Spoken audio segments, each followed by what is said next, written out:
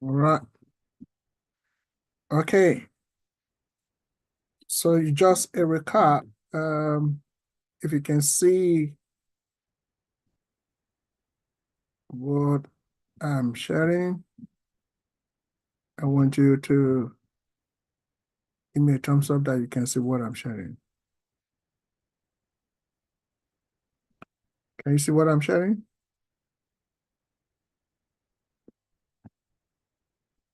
Everyone, can you see what I'm sharing?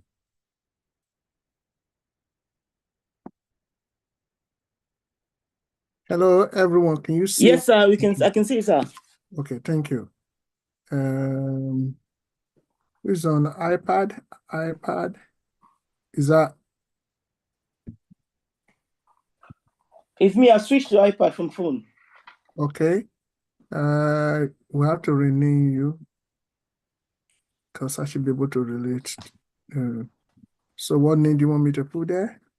Ramsey, sir. Ramsey.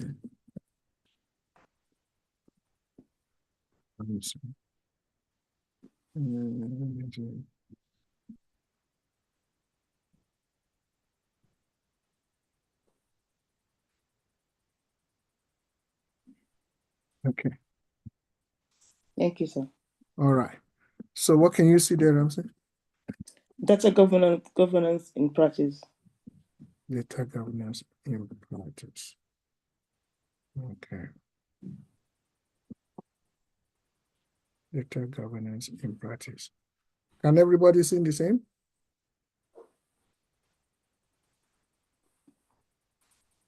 Yeah. Can everybody see the same?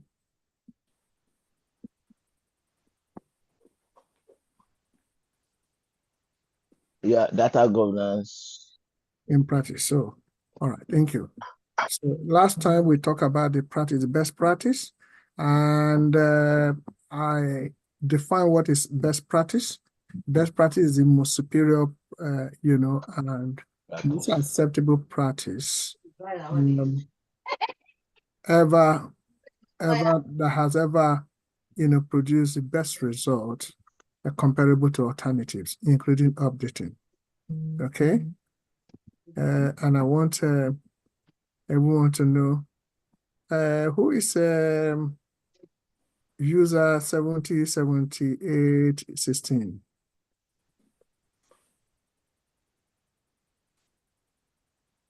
Done? Hey, hello, who is the Now 70? the first before told. So, Tony's here. Tony, okay, Tony, it's good to put your name, Tony. So let me rename you. All right. Thank you. Tony. Right. Okay. And in data governance, the best practice kind of defined as the framework of policies, very important framework of policies, processes, and strategies. So who can tell me the meaning of strategy?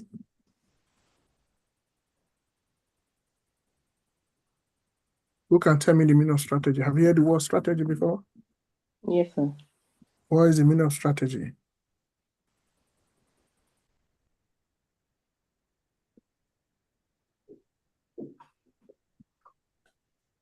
What is the meaning of strategy?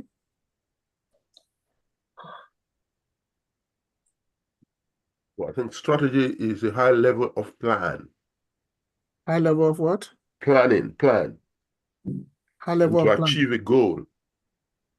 High level of plan to achieve what? A goal. A goal.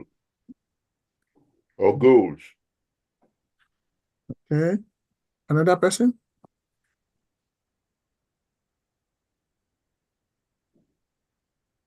And with that strategy, you have to have like objectives that you need to achieve.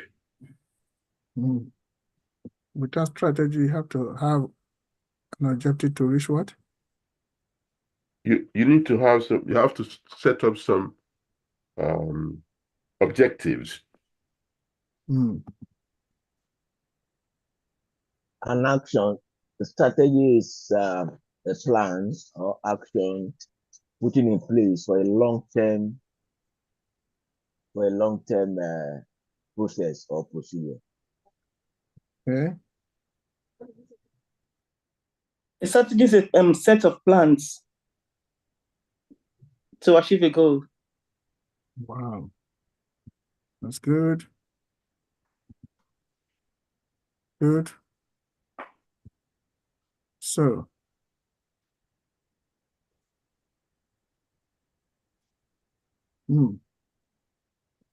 another person?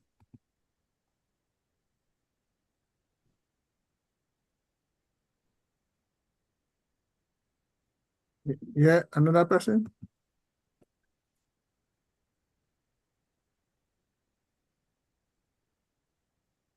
Hello?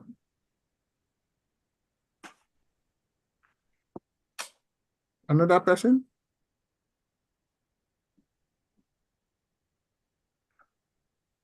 So I think the word strategy has a root in the military word.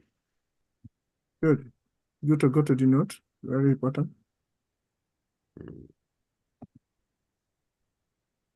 Hmm?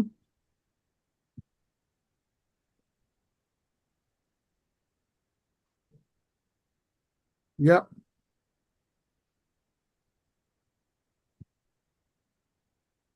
Okay. Strategy. I think it's to do with how it's to do with how one can achieve personal goals that you set. Correct? All right. Strategy means a long-term plan. Long-term plan. Always keep it. Always keep that word. Long-term plan. Long-term what? Long-term plan. Good.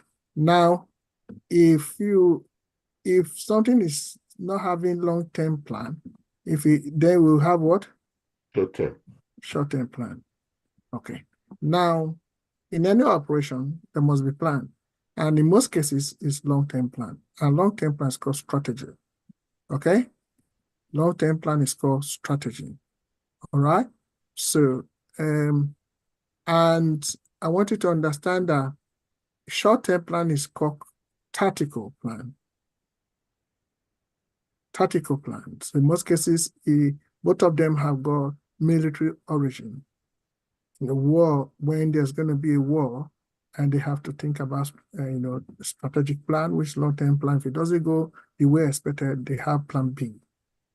So it's called tactical plan. In any management, so long as you're going to be dealing with government data and also, manage the same, you need to have strategic plans. So the first thing you do, whether it's a greenfield or brownfield, you have to think about strategic plan that will be enshrined into the corporate goals or objectives of the enterprise or organization you want to really think about that. And it's very important.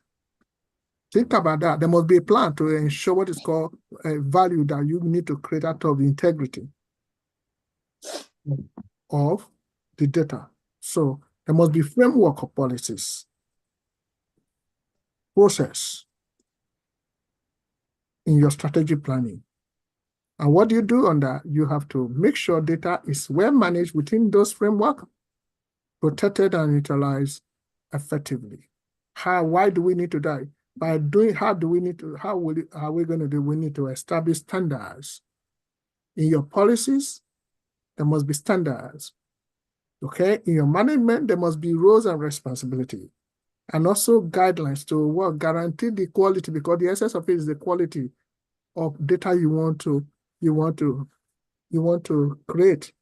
So that's what people will buy into, and you secure the same in line with a framework of regulations and rules, which is where you have the compliance. Okay, that is the very best practice, because when there is any problem, you're going to ask yourself, have you got a framework? Yeah. Okay, what are the policies concerning this, concerning that, concerning that? So you bring the policies out. Any process in place? Yeah. Within the strategy plan? Yeah. Okay, how do we manage entire? You come out with, even in your policy, the management is there. Rules and responsibilities are there, guidelines. So if you have all this is in place, it's the best practice. But if things are not in place, it's not best practice. So we went through this the last time. We gave an example of have an initiative, emerging international cooperation aiming to implement robust data governance. We talk about it. We define the goals in line with data ownership, classification of the same, and access control across all departments and systems. So you have the literature already with you. Joe, this is just a recap of the last time we met. Talk about challenges you face within the best practice in data governance. And we'll also talk about the solution to some best practices. So today we examine data ethics. What do we have there? Data what? Ethics, eh? Is that correct?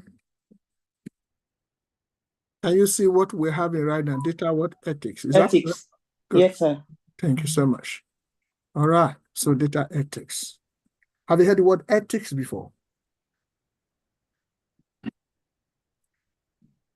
Have you heard the word ethics before? Yes, sir. Okay. Can somebody define what is ethics for me?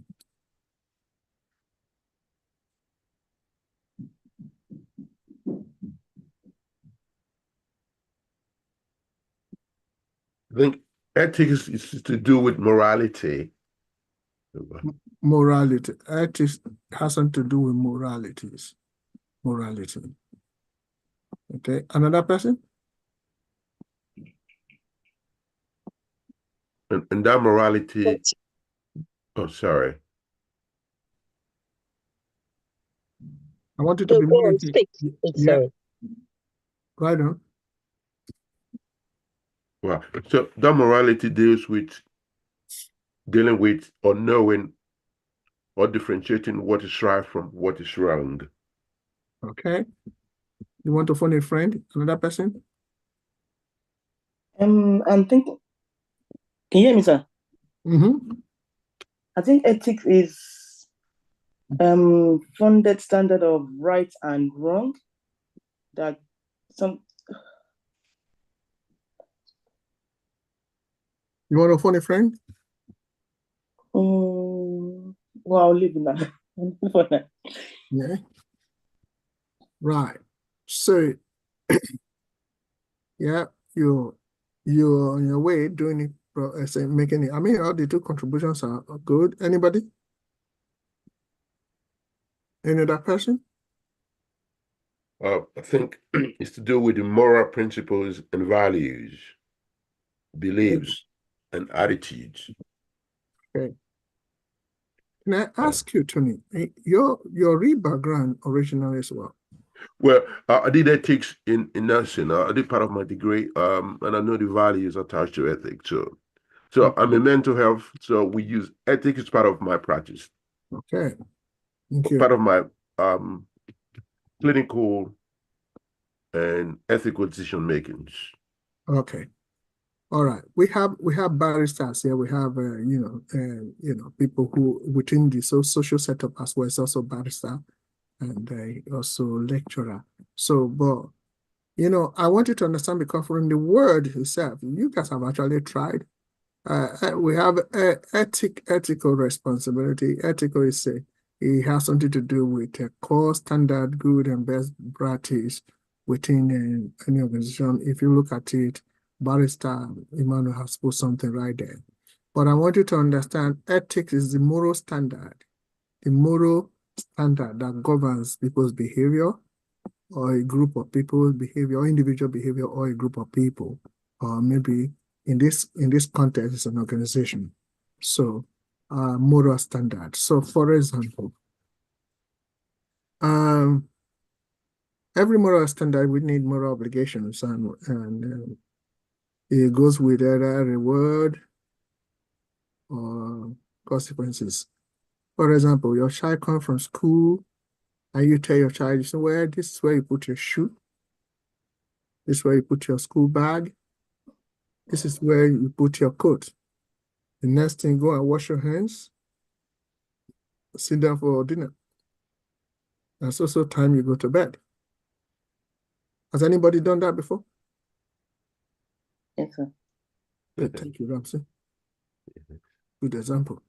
But Ramsey, if you tell your son to do what we just mentioned, and you come from work or from outside, and you throw your shoe one side, another pair on the other side, and your coat somewhere there, and then one you another one, what would your child say? Tell me off. Sorry? They'll tell me off that, mommy, you told us not to do this. Why are you doing it? Okay, so what do you think that one is? Is it telling you that you don't have moral standard, you don't have moral capacity to direct me to do that because we learn from you, isn't it? Yes. Okay. Now this is what moral is. That's what ethic is. Every organization have got ethics. Like as Tony said, he deals with that. What those ethics are set, those standards are set, we follow. So every program has got ethics. And that in most cases is enshrined to the policies.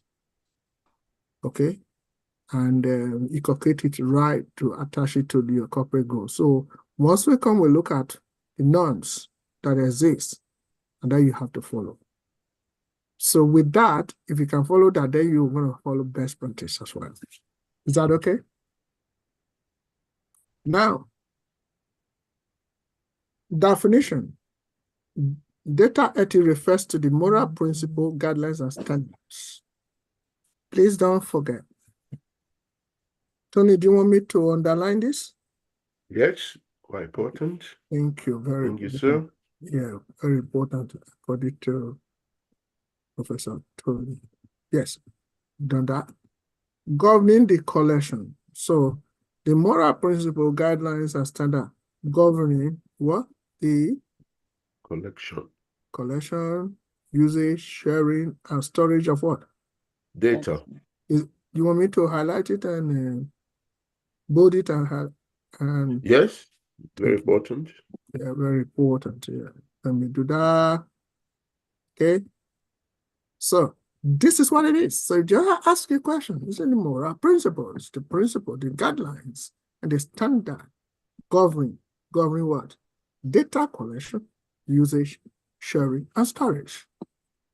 That's simple, well defined. So what does it encompass? What does it entail? It entails the responsible handling. So you gotta be more responsible in handling the data. Ensuring what? There is privacy, fairness, transparency, and accountability in its acquisition. So the main thing here, when you are acquiring it, you have to carry out the moral principle, guidelines, and standard. Yeah. When you want to acquire it as the collection, then you also need the usage. Sometimes you have to analyze, especially when you're going to do ETL or ELT, extraction, transfer, and load to a targeted database. You got to be very careful. And also, if you want to dispose of data, dissemination, you're supposed to also know that you need to follow ethical responsibilities. Okay. Well, can I give examples? Give example, my dear. Okay. So you said it encompasses the responsible handling of data. Yeah. I can give example of that. So for example, with your password, you have the responsibility of locking your computer before you leave your desk. Because if you leave it on, the data you have there can be viewed by unauthorized people, for example. That's correct. Or just because you have access to that data, you have to be mindful of whose information, even though you have the power, whose information you go and access. So, for example, I have the power to access information on someone that lives in South London, and that's the area I'm supposed to be looking at. If I go and look at someone else in West London, and I do have the power, there should be a reason why I need to do so. Absolutely. Because if you're not giving access to it, or authorized access to it, you're not supposed to. But if somebody very irresponsible in handling data now expose the data to someone who ought to be given access to by authorization, and he has not received an access, and you just get it free. And then when you make a reference to it, people say, where do you get this information from? Somebody have breached the information. So it's a very, very, if at the most, this data governance is going to continue to be involved, because in digital world, there are a lot of data that being created, billions of data being created every day. They need to be well managed. If they are not well managed and governed, then there's going to be a big, big problem. Big problem. So people need to be more responsible, because there's going to be accountability. So a responsible person handling data, he does that to ensure privacy, fairness, transparency, and accountability in terms of collection, in terms of analysis of the data, especially when you're data analyst, and also dissemination, giving it out to people. If you're not responsible, someone who holds a position of accountability will also be in trouble. So that way actually it can cause breach of, it can result to risk and non-compliance issues, and can cost a lot. The cost might be seen as like iceberg that appear very minor on top of water, but below is massive. Not only the fines that will be associated with it, or legal legislation that may follow, but also the corporate image may be affected. That's why you see big companies that their data have been breached, or data has been acquired by other countries or by individuals or scammers or whatever, hackers. They are always may have a lot of problem. Corporate image is something else. Even the GZ people, they go to people who are more responsible in terms of handling their data. Is that okay? Yes, sir. All right. Moving forward, example, let's consider a scenario where a healthcare company collects patient data for research purposes. I want everyone to be involved in this. So, and then consider a scenario where a healthcare company collects patient data for research purposes. Adhering to data ethics would involve obtaining informed consent from patients. All right? Anonymizing sensitive information, and using the data solely for the intended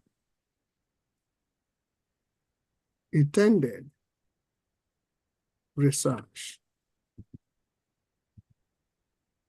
Okay? While maintaining the highest standard of data security. What can you say about this?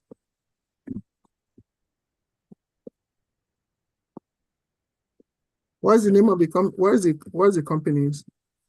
What is the company? The company is the scenario is about the healthcare company. That's correct. As we can see, yeah. And that healthcare company is collecting patient data for a certain purpose. For So example, it could have been. What's the purpose?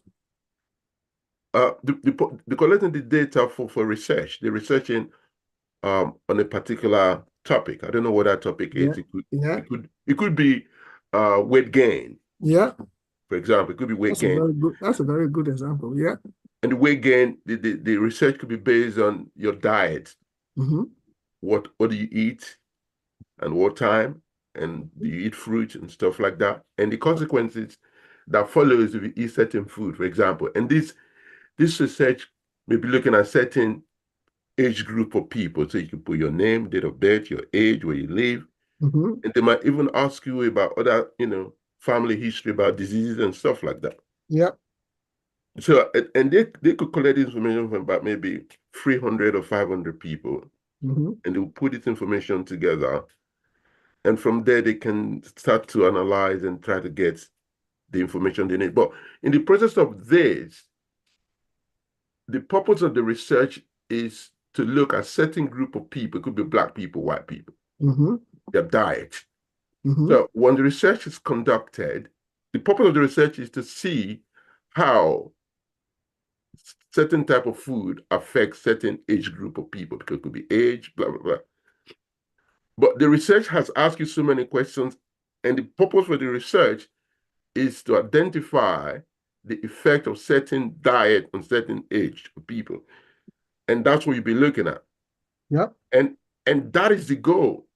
So you must not compromise the people's consent and privacy by deviating from what you have obtained. That's correct. Don't start sharing information about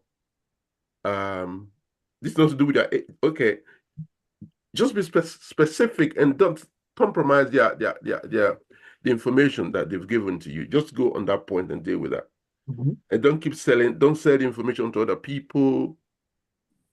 You must keep it private. It's not for the public, but for your own research. Yeah. So, what do you think will be like any compromise that will take place here, if there's any compromise? What will be absent from the context of your discussion of the example you have given? I mean, the first and foremost, we spoke about their consent. That's correct. You just hit it all. That's what I need. That's Yes. what I need. That's what I want to hear from you. Yeah, the consent. So, If there's no consent, there's compromise now. yes. Okay? Even if there's consent, you are anonymize some sensitive information because you don't want people to have access to such, That's it. even if they give you consent. This is where moral standard coming in now. Ethical responsibility in your to be a best practice. Because anything that is not in best practice, there will going to be probably management lapses, management practice, as a result of the differential that occur between the management practice and best practice, which is standard operating procedure that you carried out, which is not in line with the practice. So if there's no consent, there will be SOP. And that will pose what is called risk and what not compliance issue.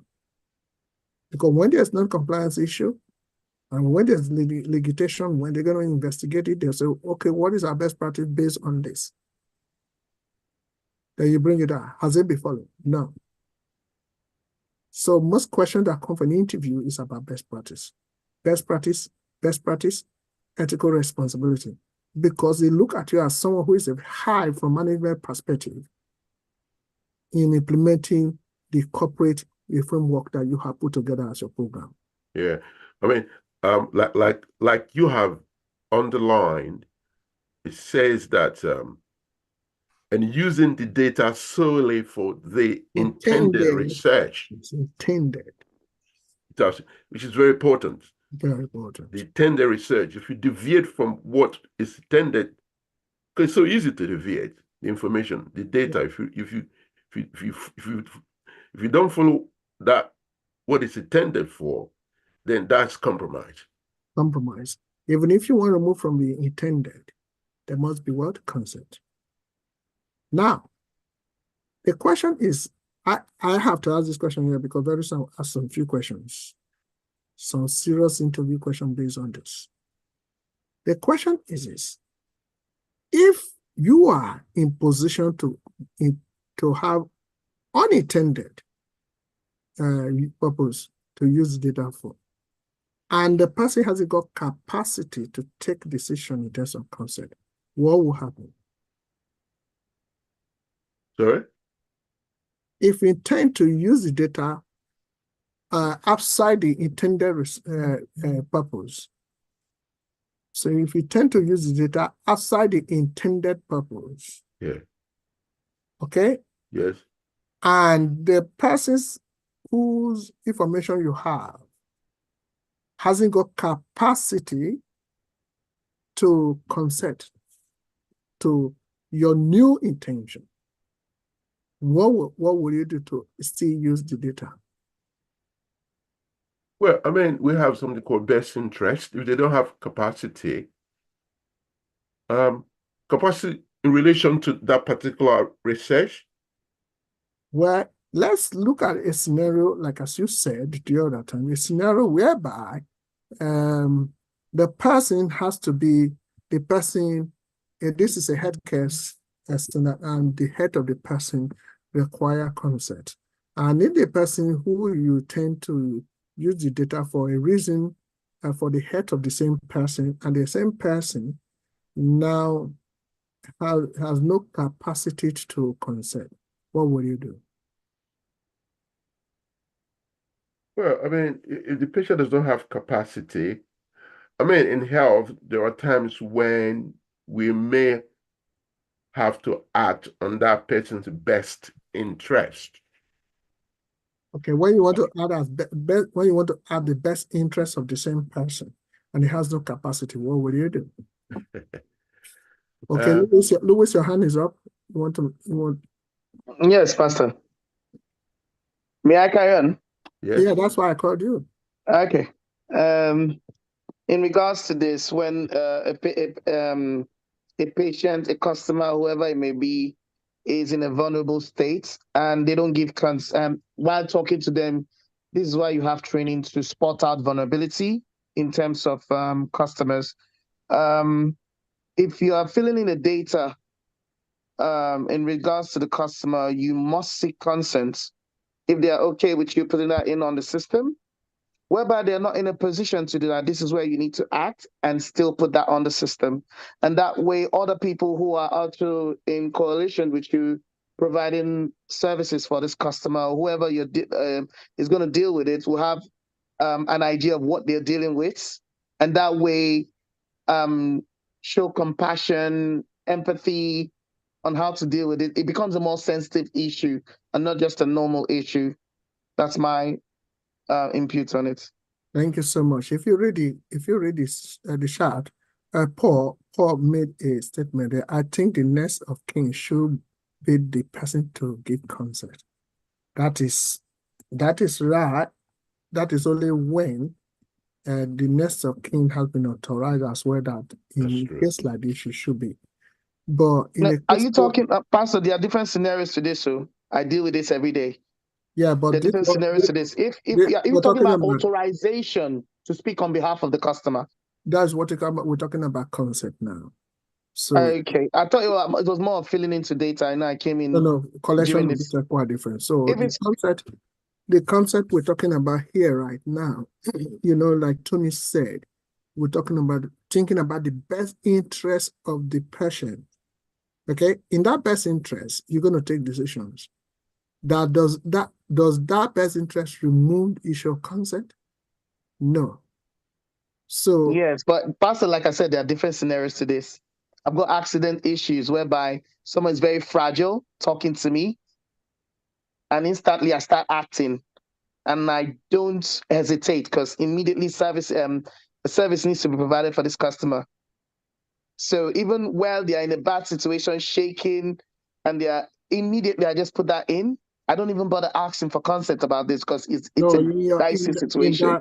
In that one doesn't need consent because it comes automatically with a kind of work. Yes, that's what I'm trying to say. There are different scenarios to this. Yeah, so in terms of authorization, yes. While I was working for the AA, we have to go through DPA, and if on the system that even if it's your son or whoever it is, and you don't give consent to that on the system, and they're the ones calling, because we've had customers with expensive cars, I'm talking about the Lamborghinis and the rest, and their children drive it out, and they're not authorized to do anything, we have to seek the customer's consent. And they say, oh, my parents are aware about this. No, we have to seek them. We can't speak about it anymore. Okay, now that's a threshold, and there's already a standard set on that. We're talking about this scenario is a healthcare, and it's imperative that such person hasn't got capacity to take a decision based on consent. Yeah. And then decision, yes. Paul mentioned that the next of kin should, but also there's a limitation with next of kin.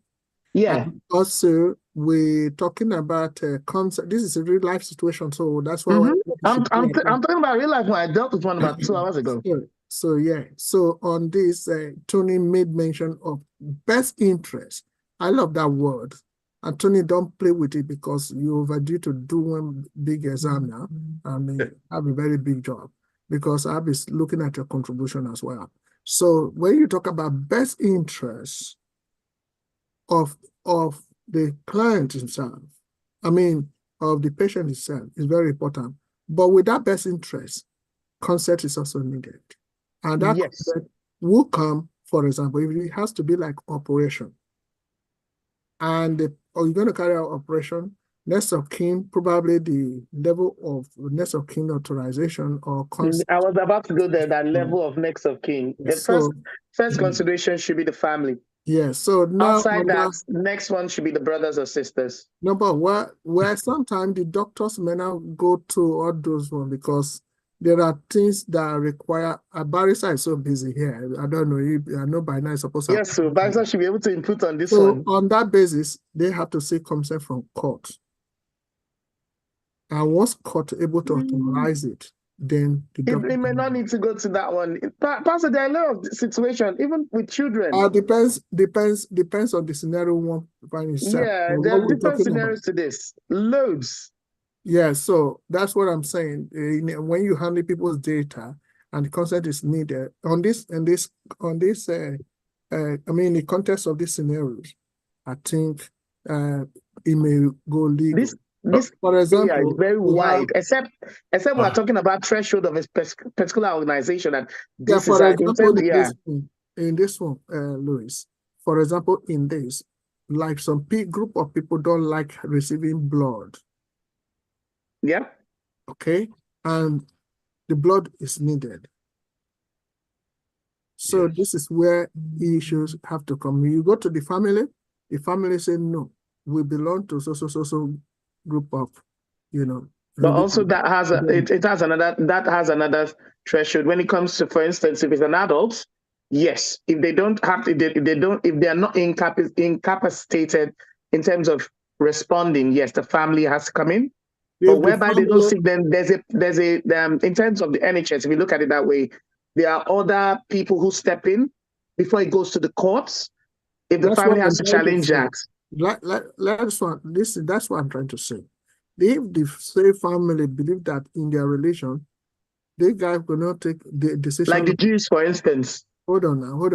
That person can't take decision and they call the family with next of kin. He said, well, shall I give the person blood because without blood, this person will die? And well, I can't give consent because our religion forbid it. The doctor has best interest. Yes, they act immediately. And they put that. Yes, they do act immediately. That is very true. Their job is to save lives. They're going to act regardless of what they're saying, whether they like it or not. This is where I'm coming from right now. So that's why I have the level of next of kin, because there are things that the doctor will not want to take from next of kin. It's about best interest. So that's why I say, Tony, that word you use is so important. You think you have just used it. It's practically reasonable to undergo what is called best interest. Taking some decision based on that, and where will you go? Please always listen to ethical responsibility and accountability, especially when you are managing affairs or people's data.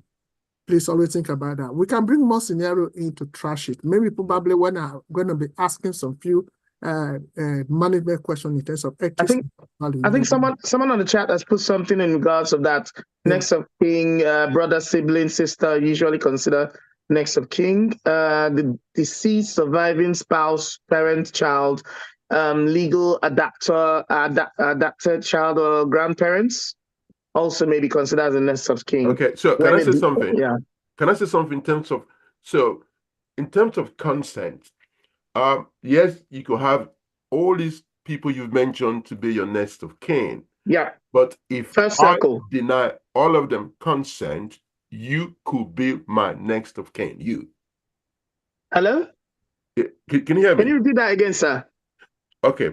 So given all that you mentioned, like brothers, sisters, uncle, if you've been adopted, those can be your next of kin. But in terms of consent, if I did not give consent for not either of those to be my next of kin. I can, with my consent, say you are going to be my next of kin. Yes, because So, you authorize that. That's yeah, so it valid. doesn't have to be necessary. That doesn't have to be from family members.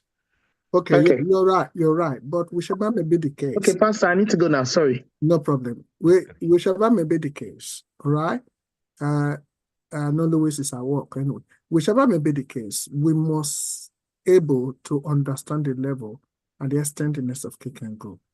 Yes, we can say, you can say no when the best interest of the person is going yes. So then argument will come, and we must have evidence and reasoning to support the argument. We can't just say, make a claim, all right? So you have to go to court and get the best interest, and you have to be expedited. So I think what Louis was talking about is what Barrister put on the chat box. And he put another to say, the next of kin does not have legal decision-making authority without EPA or LPA unless they have been appointed to be God protection. I remember Barrister mentioned this EPA, what it does mean that time. And can you easily just expatiate on that, Doctor? I mean, a barrister. If you can talk, otherwise put it on the chat. When we use the word LPA, sorry, my voice is, I'm down. You are not done. We're hearing you. LPA, it actually means lasting power of attorney. Yeah, In lasting power of attorney. the UK, you have to get that from the Court of Protection. And this is applicable where someone lacks capacity. So you have to get that. So when we say next of kin, like I mentioned in the earlier post I sent, next of kin doesn't actually have any legal powers. Yeah.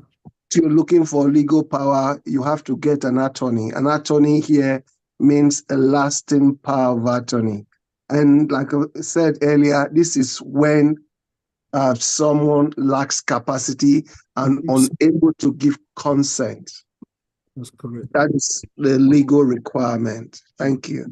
Thank you so much. We are blessed by that. Very important. And please always take the word, lasting power of Anthony. Okay? And very important as defined. Right? It's very important when you talk about consent, informed consent. Okay? Now, that being said, we also have sensitive information, and always use it for what intended research. Let's see if you have example. What are the challenges we may face on this? What are the challenges? One significant challenge in data ethics is balancing the need of data-driven advancement with individual privacy rights and societal implications. This is very important. There is implication from jurisdiction where you operate, and also the individual privacy rights. And because you have a lot of, it's a digital world driven by data, data involving all the time investment, there's always we need to strike balance between the right of individual privacy and that of implication that may occur in the society. So as technology evolves, maintaining ethical standard, which is moral standard that governs individual or group of individuals, becomes increasingly very complex. I just said it because the complexity of data you're dealing with, it could be very voluminous, and then it really needs to be well maintained, especially in fields like artificial intelligence and machine learning, where bias and discrimination can inadvertently arise from biased data. So when your data are not real, if you have biased data, then they're going to be a real problem. And on that basis, you have to strike balance. Let me, Tony, shall I highlight this word, balance? Yes. Balance is very important. This is a challenge. When you have a lot of data moving, lot of data that are there, complex data, more data coming, how will you be able to balance it with okay. Yeah, okay.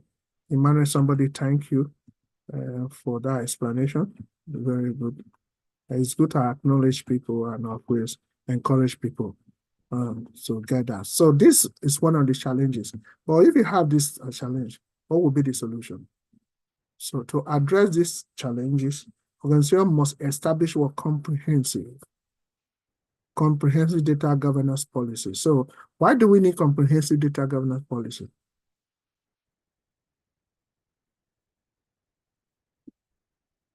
Hello? Hello? Yeah, why do we need comprehensive data policy?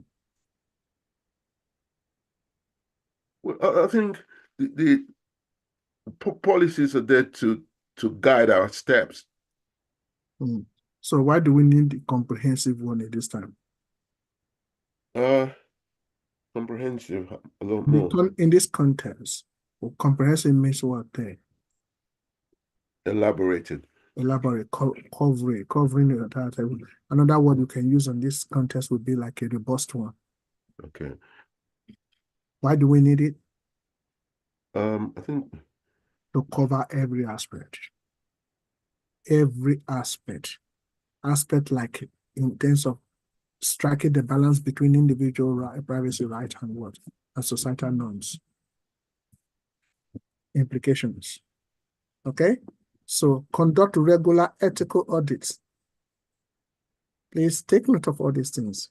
But they're going to ask you, okay, in your practice, what are the challenges? You can easily make reference to these challenges.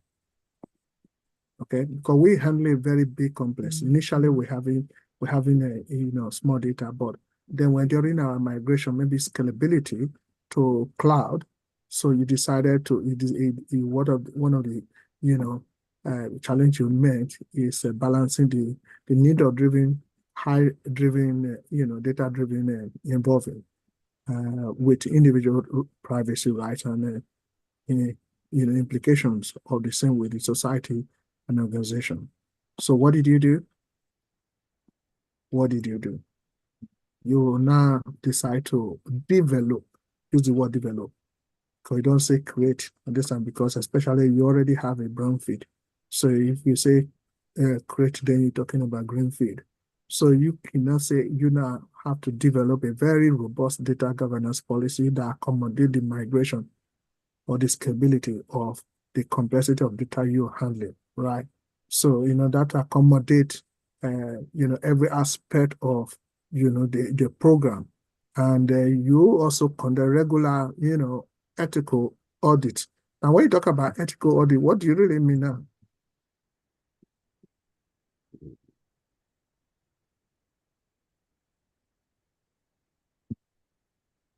Audit? When you talk about ethical audit, what do you really mean? Well, I think it's to do just by making sure that the ethical principles in that particular organization. That is it, making sure that what the standard you put, the moral standard you put in ensuring how to handle complexity of data in terms of migration is regularly maintained.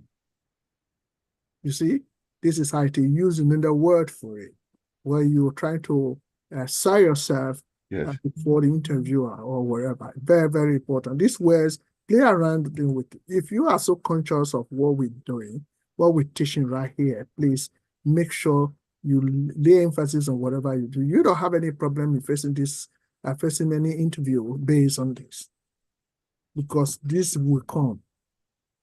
Definitely. That question is always coming in interview. Unless in 2 to 3 minutes, you could not sell yourself properly and say, well, interview finished. It's trying to tell you don't have what it takes to sell yourself. For example, if you first say, okay, forget about your CV, all right, just can you tell me the initiative you carry out before? You can create this as an initiative because in your previous role, I led it that governance, initiative and focus on improving data quality and in a CRM platform, customer relation management system. Okay, through a thorough data analysis was carried and in order to ensure the data integrity. You were so focused on knowing the root causes of the inconsistency and redundancy within the establishment data. So you work closely with, with all cross-functional departments to make sure to establish data quality rules and, implementation of the same in order to validate the checks and everywhere at various stages. So at this point now, you're trying to, let people know what you have done, especially during the data entry in the beginning and processing. So as a result, errors were reduced, and within a short space of time, there has improved. There's improvement in data and customer insight into your data that you have, and more, reporting for strategic decision making were made. So in this, you can also bring another one that during migration, you were able to establish a robust data governance policy that accommodates every aspect of the program. And then again, you conducted a regular ethical audits with report and people signing regular interval. How regular it is, you can mention every 2 weeks or every a weekend, or there's always look ahead for such thing. Then you implement a robust mechanism for data protection. And that data protection, what does that really mean? Talk about data privacy and data security, which implies unauthorized access and also compliance with rules and regulations in order to ensure transparency. Okay, so, and then you also conduct what? Ethical training. This is very important. You carry a workshop, ethical training for data professionals. Professionals like what? Data analysts, data stewards, data owner, head of data, cross-functional department, people who have accountability and responsibility, all professionals. Okay, especially data analytics. Those are very important. Promoting diversity in data collection and fostering multidisciplinary collaborations. Anytime you hear the word collaborations, it's trying to, when it asks you how do you deal with issues, you collaborate. Anytime you are talking about collaboration, you're talking about communication. You have a communication skill to bring people on board in order to enhance your program. Very, very important. So these are the solutions you and you do that to ensure that data practices align with ethical standards while leverage the power of data positive impact. Additionally, involving stakeholders in ethical decision-making processes. Very vital. I think I should put, Tony, should I put this? Stakeholders. Yeah, it's very important. Should I? Yes, especially very important. Ethical decision-making process, yeah. Yeah, what's the meaning of stakeholders, everyone? The stakeholders, from your definition, they consist of the people that own the business and the customers. Is that true? Are you asking me or you think? No, I'm not asking. That's what it is. Okay. Stakeholders are anyone that have an interest in the business. Yeah, that is the meaning of stakeholder. Stakeholder is anyone that have interest in the business. It is possible for someone to be a stakeholder, but you are not a shareholder. Okay. But there's no shareholder without a stakeholder. So a stakeholder is anyone who is interested in your business. For example, if you have a business, if you have restaurant business, can somebody tell me who are the stakeholders in the business? You said it before, the customers. Customers and who again? People who work there. The people who work there. Employee, okay? Yeah. Manager, everyone there. Mm-hmm. So stakeholder. Cleaners, all of them. Yeah. The manager. Yeah. Another person? customers. Another person? The director. The Directors, suppliers. suppliers. That's I want you to think like that. Supplier. Supplier. Let me tell you something. There are when you grow up as a very big manager in a place, you don't use the word supplier easily. And let me tell you, not that you can use supplier, but there are when you reach a level, you speak like more professional, a vendor. You know, when you talk like that, they know. But not many people will understand that vendors is regarded as. Can I say something? Yes, sir. When I was growing up in Nigeria, we used to say vendor, you know, and we grew up, you know.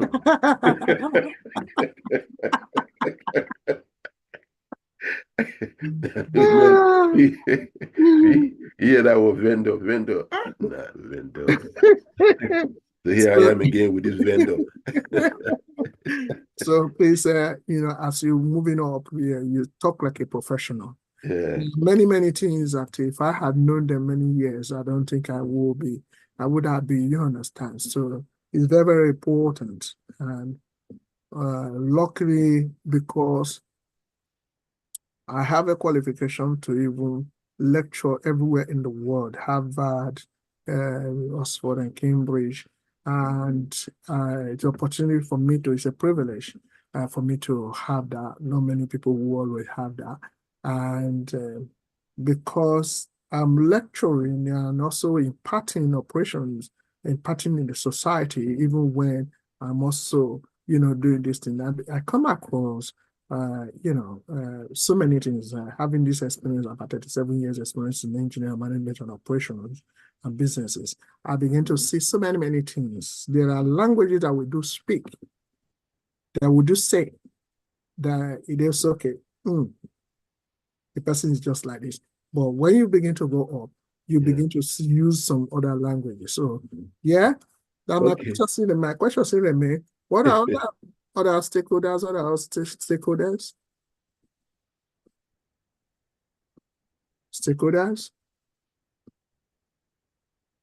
You said the vendors? I know you will talk about vendor already, it's not a Nigerian one. Okay, right on.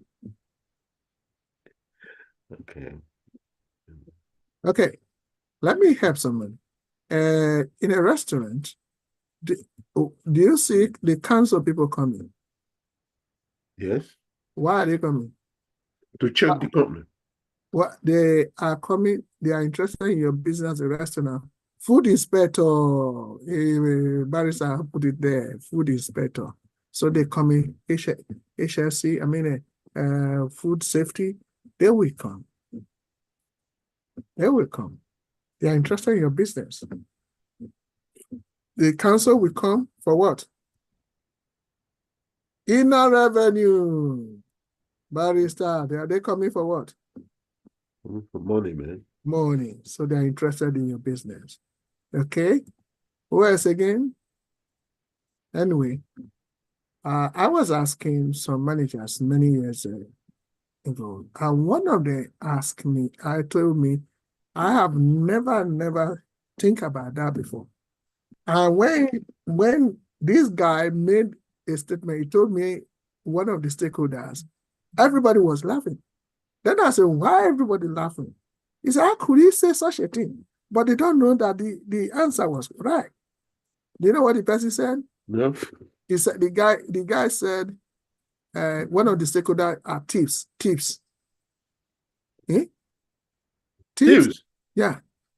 No. Because the tips are still tips. They are interested in your business. Shoplifters. I'm telling you. They're interested. They are if they're not interested, they won't come and see what's going on. No, that type of interest is questionable, man. It's very questionable, but they are interested. Wow. Yeah, this is where you see.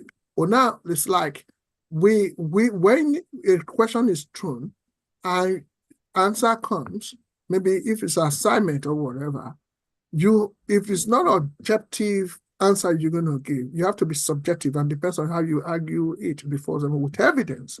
Yeah. Now, you can't just have a claim when there is no reasoning and evidence buttressing that claim. That's where the argument. So if I'm marking social assignment, I will be more subjective, free my mind, and then see where this person is coming from. So I discovered that one of the stakeholders could be thieves. That's why you put security in a place. That's why you put camera in it. Wow. Yeah. So that stakeholders will make to know what's called as a standard where you can take some decisions. Okay? All right. All right? Yes. Do you understand everything? Yeah. Good. Now I'm gonna ask some few questions for today, and then we're gonna close. Under the stakeholders, what about competitors? Competitors are also stakeholders. Competitors are stakeholders. We have, let me tell you about one of the management, there's one professor in Harvard called Michael Porter.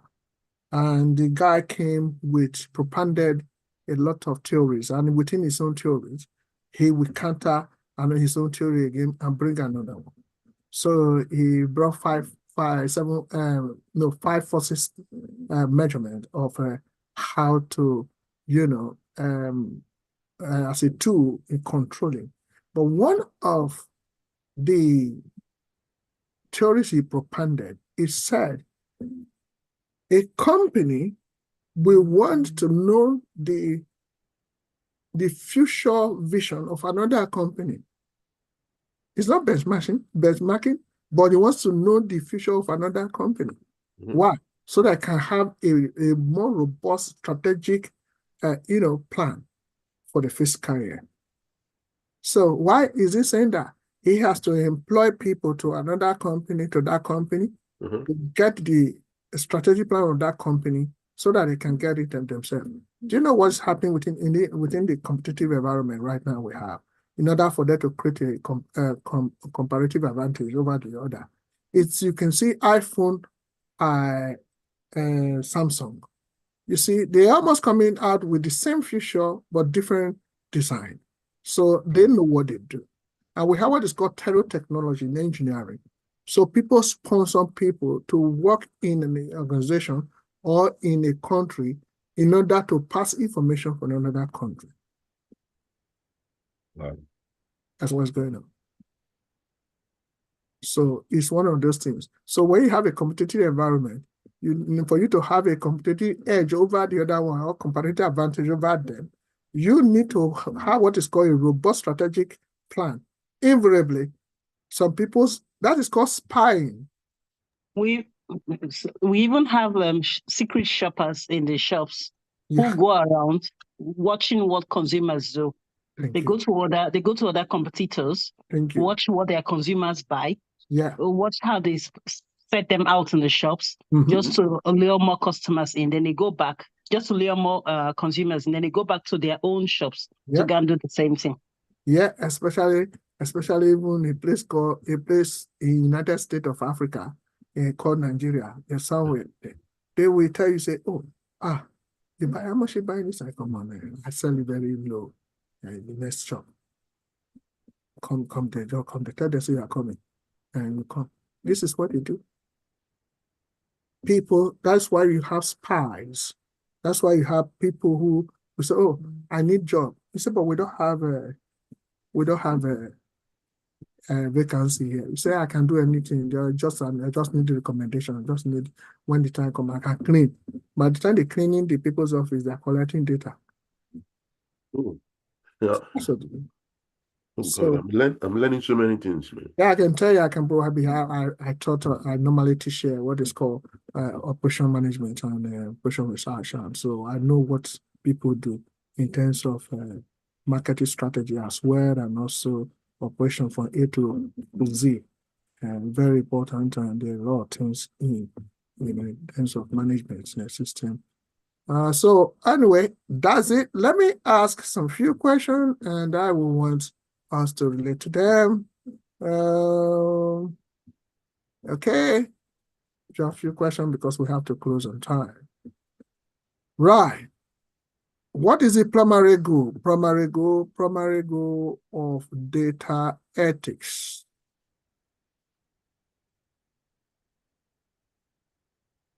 I expect everyone here to answer. What is the primary goal of data ethics? To govern moral principles of data, to make sure that they are up to standard, how they should be. Yeah. Yeah. Is that correct? Yes. So any other answer? Yeah, the protection of privacy. Protection of privacy. I love that. Maybe when I grow up, I will give a very good answer like you. Okay. Who else again? Primary goal.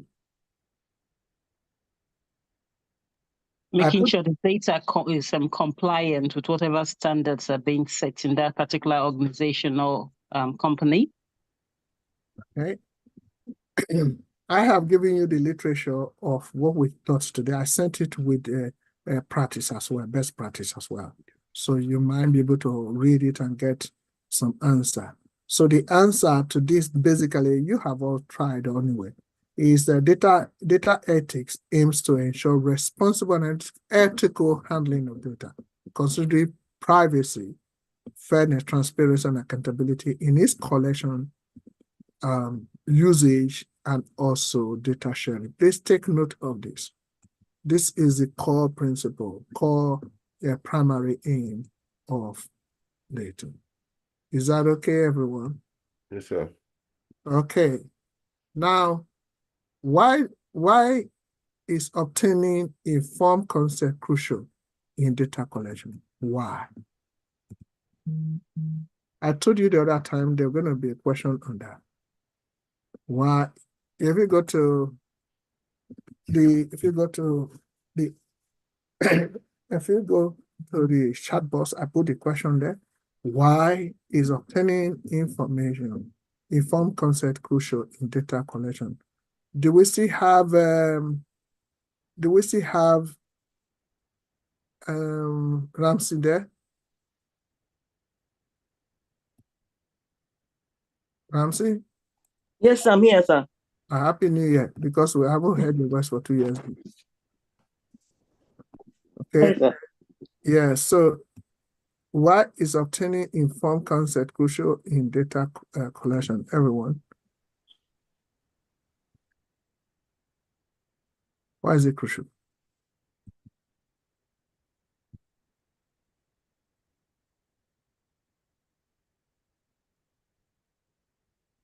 We'll be discussing, we spend time in discussing this. Well, I think consent is one of the ethical principle. Yeah, so why? Why is it so important? It's important not so that we do not compromise the patient's dignity, or compromise their information without their consent. They need to be part of that, giving out information about them. So they need to be part of it. And we cannot give the information out without their consent. I love that you answer. Very important. Informed consent ensures that individuals are aware of how their data will be used. Please take note of that. Empowering them to make an informed decision about sharing their information. Always take note of that. I put the answer on the chat box. Okay, Barrister, your hand is up. It's a privilege to hear from you. Without consent, there'll be loads of litigations in courts. Absolutely. And there'll be chaos. Everywhere will be chaotic. Absolutely. People doing things without, you can imagine what happens, especially in the NHS, where patients hasn't given their consent and informations are divulged and information of patients given to other people without their consent. So consent is key when it comes to data governance. You know, it's key. It's very, very paramount. We're driving to tea break, so we'll go through. And I think I can give an example of that. Like when we assess patients, we tell them why we assess them, and we ask if they give consent to that assessment to take place, because we'll be asking so many questions. Then they say yes, give consent, and at the end of the assessment, you have to sign. They have to sign. So that signing shows they're giving consent, and you have not subjected them to obtaining the information by force from them. Yeah, so that is good. That means they are part of it. They already are aware of how their data will be used. Yes. And that gives them the power to have an informed decision about their data and information and how to share the same. So next question will be, how can an organization ensure fairness in data analysis? This is very crucial, especially for those who are going to be data analysts.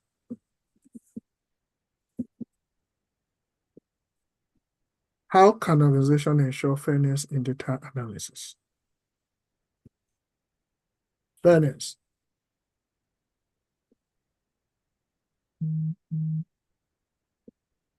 When it is not fair, what does that mean? There's bias, isn't it? Yeah. Okay. Now, just for the purpose of time, fairness in data analysis involves identifying and getting biases. You okay? That's very correct. So, ensuring equal treatment and considering diverse perspective in data set and algorithms. So, it's very, very important. And when you are not biased, for example, I think my wife was giving an example some time ago, saying that some people insurance are always very high because they said people from that area, there's always a problem in that area. So use the people area to consider just one individual person insurance to go up. That is bias. So you using data to measure, the insurance of other people. So where it's not fair. It's not fair. Okay, it's not fair at all. I was discussing with a barrister whether this week we're talking about insurance of car. One of my cars used to be about 300 and something in a year. So when I insure a new car of the same, a new car, but with a new car but of different model, so it's shot to about 1,000 something. So I say, wow. I say, why is it that? I say, even when the other car I have, he told me the other car I have with them, next time I'm going to insure it's going to be up to 1,000. I mean, why that one's about 30 something. So when that time reached, he told me it's 1,000 plus. I said, no, this is IT, this is IT. But then I discussed with him. He just gave me £200 for a car. For a year. I was really, because I know what I'm talking about in terms of data. He just moved. Maybe you can help me with my insurance. So, and, Barrister, your hand is up. I don't know. Well, you said it's not fair, but that's the truth of the matter is that I think when we have predictive, what was it? Is it under predict? Yes. Yeah, exactly. Yeah, well, that is the only way they could, they'll be able to, I mean, is Louis with us? Louis should be able to speak more on this. I know. For instance, my insurance went from, the one for the Tesla went from 1,000 to about, in fact, some insurers are even saying £10,000 to insure it. What? Yes, £10,000. Yes. You got 12 points on your license? Yes, £10,000. I got quotes. In fact, I got quote for £10,000. Yeah, when Emmanuel came to me, I told him, I said, listen, I said, well, my Porsche 911 Carrera used to be about 400. The man moved me to £1,000 plus. So I said, well, with this data, with this and that, it's not supposed. He dropped it to 200. What? So you should be able to, so you should be able to negotiate it with insurance company. Yeah. I know I've had cases before that. In fact, you can imagine when some are actually quoting 10,000 plus.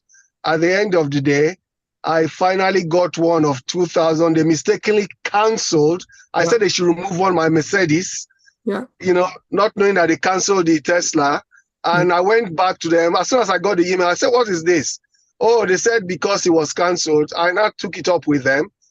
So anyway, we're still, at the end of the day, they've been able to get it down to about 3,900. But I told them, no, we have to get it down to the 1,000, because I was able to negotiate it down to about 1,000, 2,000, about 2,200, 2,100 something. So they're using analytics.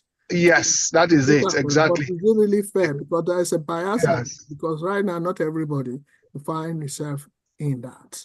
Yes. I didn't want to argue when I went to wash my car and I saw a guy with range, and the guy said, "You love my car?" I said, "I love your car."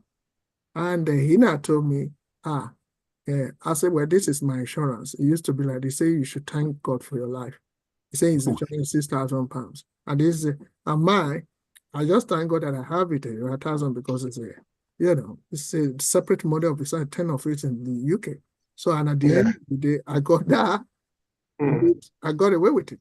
So we thought, it's and at the end of the day, this is data speaking. I'm not sure if you all are aware, Range Rover is the easiest car to steal right now.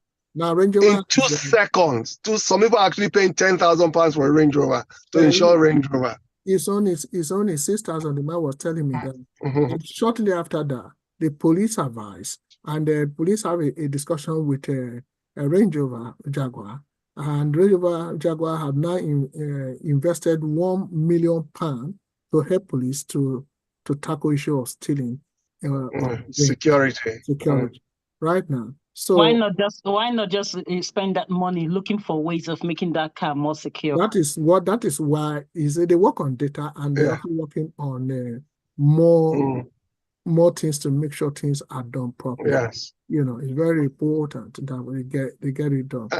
Yes, and this is why we say data is actually the next oil or crude oil. Because at the end of the day, data is so vast, vast. And that's why some organization can afford to pay £1,000 a day for someone working in this role. Yeah, of course, 1,200 a day. And most of you will get this thing by His grace and mercy. So just put your heart in knowing what you need to know. Very important. It's not difficult. When you have any interview with the job description and whatever this is, where I'm ready to prepare you for it. But you have to be strong in delivering it, because I can't see any reason why. I mean, some of us here, they have 2-3 companies already looking for them. So some are working two jobs now. Thank God for you. And even your brother Sylvester got a new one that is working. They started when? I started on Monday, isn't it? Monday past, that's why. So this is how it is. Same as CEO. Well, it started the same day, isn't it? The same day. So the thing is that people, and we're not talking about just small money. So we thank God for this ability. But what we also need to understand, this course is preparing you for a higher role, and you must put your heart in studying it. I can't see any reason why anybody will find it difficult. So it's just that you have to prepare yourself. And these are the things that you need to always do and get it right. That's right. And by the way, some people got 8 jobs at the same time. Yeah, so somebody like you, you have to be selecting, should I not take? But I know of 2 people here doing 2 jobs at the same time, making some money. Remember your brother Sylvester when you're not in heaven on earth here. So very important. It's all life. So we thank God for everything. I think one more question before I go, because I have about 50 questions on this, but I don't know when I'll have time to do that. Maybe probably when we, how many questions I have on this? No, it's 30 questions on this. Please remember to give room for some people that joined us today. They might have some questions.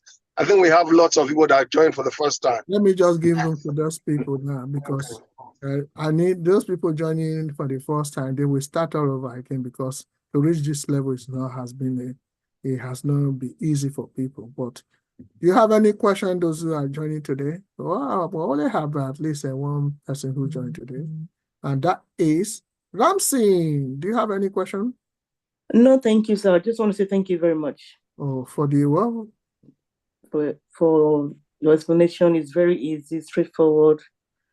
Thank you so much, sir. God bless you. So am I good in explanation? Very, very good. Very, very good. Very, very good. Very, very good. Yeah. I think I need praying for. There are people better than me in this place, so I can tell you. Yeah, but you're very I think you're very good. Even the way you explain the ethic stuff, and it's just amazing. So simple in a simplified way. Yeah, very good. It's good to have a concept, By the way, we need feedback. We need feedbacks to be written. Okay. Definitely we'll do that. So because the website is coming very soon, and we're going to stomp the word. And by the time you are really keen, working and whatever, you will become you'll be drawn into be teaching people as well. So which is very good. I have some tutors here. You will enjoy it. Those who are coming from the healthcare sector, barristers and lawyers, you gain more advantages, a lot more than even the engineers and doctors. Okay, doctors, yeah. All right. Thank you so much for coming. And we see another day. And then we round up few things for this cohort. Those who want to register for the new cohort, please do not hesitate, because it's limited to some number of people. And all right, we still have some practical to do among you.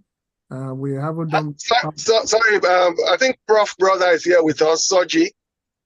Soji. Yeah, Prof. Our Prof. Brother. Okay, is it called Awo? Yes, Awo in there. Awo, please, can we hear from you, please, sir? Soji, we're all ears. Hello, Soji.